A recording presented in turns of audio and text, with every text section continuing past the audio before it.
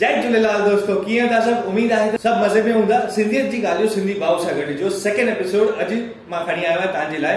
हिन एपिसोड में स्पेशल मां तव्हांखे ॿुधाईंदुमि कि सिंधी रिकॉर्ड्स जो पहिरियों गानो के ॻायो आहे ऐं उहे कलाकार असां सां गॾु आहिनि हिन एपिसोड में। त उम्मीद आहे त तव्हांखे हीउ एपिसोड वणंदो हूंदो। ऐं अगरि तव्हां पहिरियों एपिसोड न ॾिठो आहे जेको मां लता दीदी जो इंटरव्यू वरितो हुयो, भगवंती नावाणी जो बर्थडे हुयो उन ॾींहुं, त ज़रूरु ॾिसो, लिंक डिस्क्रिप्शन में अथव।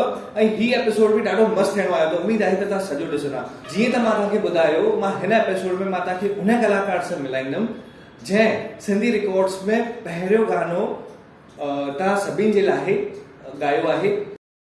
असां सिंधी जंहिं महिल बि कुझु नए कम जी शुरूआति कंदा आहियूं त ज़ाहिर आहे कि सभ खां पहिरियों असां गणपति जो नालो वठंदा आहियूं, पोइ असांजे ईष्ट देव झूलेलाल साईं जो नालो वठंदा आहियूं।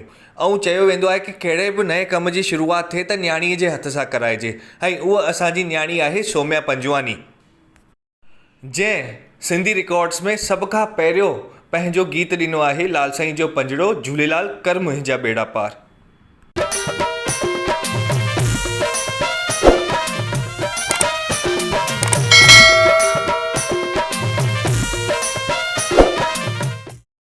त अचो त मां तव्हांखे उन कलाकार सां मिलाया जंहिंजो नालो आहे सौम्या पंजवानी। ऐं इहे ई आहिनि जे सिंधी रिकॉर्ड्स में पहिरियों गानो ॻायो आहे तव्हां सभिनि जे लाइ। सौम्या जी, मां तव्हांखां सभिनि खां पहिरियों मां तव्हांजो स्वागत करणु चाहींदुसि हिन एपिसोड, सेकेंड एपिसोड सिंधियत जी ॻाल्हियूं सिंधी भाउ सां गॾु। त सभिनि खां पहिरियों मुंहिंजो सवाल इहो ई हूंदो कि तव्हांखे हिन एपिसोड में अची करे कीअं थो लॻे? सभिनीनि खां पहिरियों सभिनीनि खे जय झूलेलाल। ऐं तमामु मस्तु थो लॻे तव्हां सां गॾु हे इंटरव्यू मां जॉइन कयो आहे।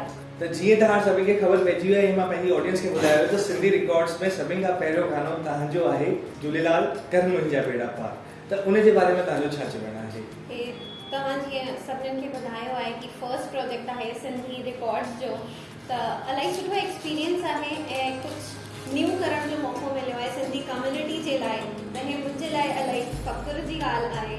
त उमेद कयां थी कि सभिनीनि खे वणंदो। सौम्या जी, मां चाहींदुसि कि तव्हां असांजी ऑडियंस खे पंहिंजे बारे में कुझु ॿुधायो, तव्हांजो इंट्रोडक्शन ॾियो। मां सौम्या पंजवानी, मुंहिंजा पापा मिस्टर जयप्रकाश पंजवानी ऐं माता मिसिस जागृति पंजवानी। प्रेज़ेंट टाइम में मां म्यूज़िक वोकल्स मां मास्टर्स थी कयां ऐं अॻिते बि म्यूज़िक खे ई मां फ्यूचर में एज़ अ करियर चूंडणु थी चाहियां। सौम्या जी, जीअं तव्हां मूंखे हीअ सभु ॻाल्हियूं ॿुधायूं त मां चाहींदुसि ईअं ई तव्हां अॻियां वधंदा रहियो। ऐं ॾाढी सुठी ॻाल्हि आहे त तव्हां सिंधियत लाइ कुझु करे रहिया आहियो। ऐं सिंधियत लाइ मतिलबु मां सम्झां थो तव्हां केतिरा ई शोज़ करे छॾिया हूंदा अॼु ताईं, इंटरनेशनल ऑल ओवर इंडिया केतिरा ई शोज़ करे छॾिया हूंदा। त मां तव्हांखां पुछणु चाहींदुसि कि तव्हांजो ही इंस्पिरेशन कीअं थियो, तव्हांजी म्यूज़िक लाइफ जी शुरूआति कीअं थी?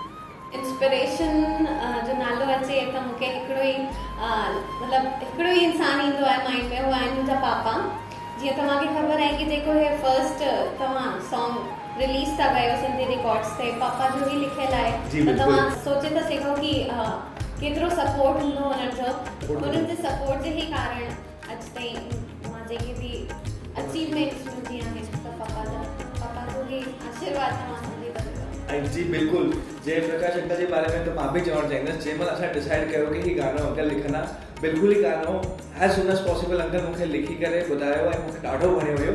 ऐं तंहिंखां पोइ असां हिन प्रोजेक्ट ते अॻियां वधियासीं। त मां जयप्रकाश अंकल जो बि शुक्रगुज़ार आहियां।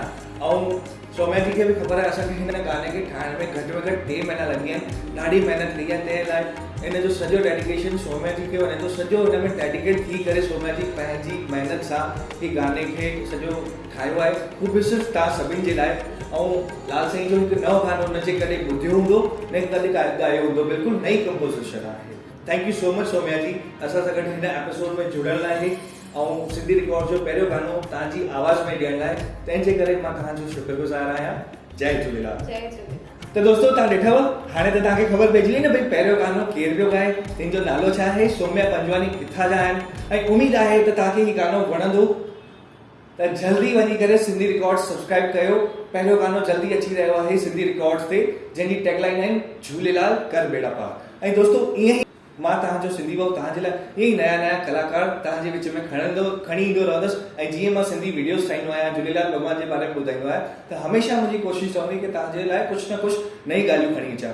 त अगरि तव्हां नया आहियो न, त सब्सक्राइब ज़रूरु करे वञिजो। ऐं झूना आहियो त सब्सक्राइब न कयो हुजे त ज़रूरु कजो। जय झूलेलाल।